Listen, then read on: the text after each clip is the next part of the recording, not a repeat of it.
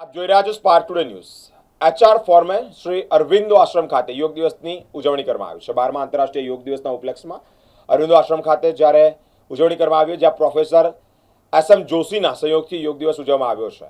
HR student અને professor ઉત્સાહભેર ભાગ લીધો છે। 40 મિનિટ સુધી યોગાભ્યાસ કરવામાં આવ્યો છે, કે સાથે જ યોગાભ્યાસથી માનસિક અને શારીરિક સ્વાસ્થ્ય પ્રાપ્ત થાય।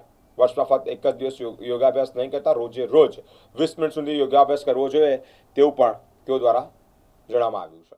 નમસ્કાર, મારું નામ Arjun Solanki. Vadodara HR forum president તરીકે મારી જવાબદારી નિભાવું છું। અમે વડોદરા એચઆર ફોરમના એચઆર પ્રોફેશનલ્સને સપોર્ટ કરવા માટે અલગ અલગ એક્ટિવિટીઝ કરતા હોઈએ છીએ।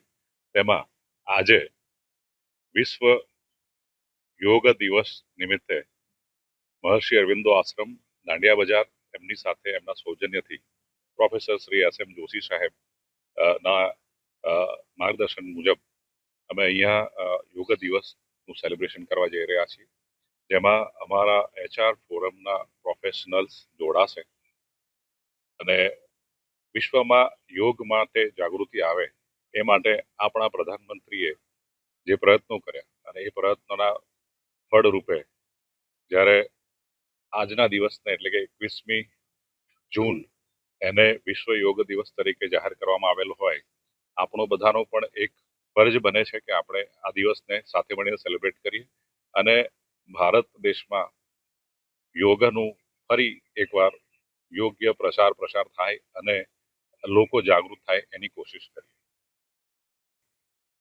હું Arjun Solanki, Vadodara HR forum president, સાથે સાથે સોરર ઇન્ડિયામાં વાઇસ પ્રેસિડેન્ટ એચઆર અને બોર્ડ ઓફ ડિરેક્ટર તરીકેની પણ ફરજ નિભાવું।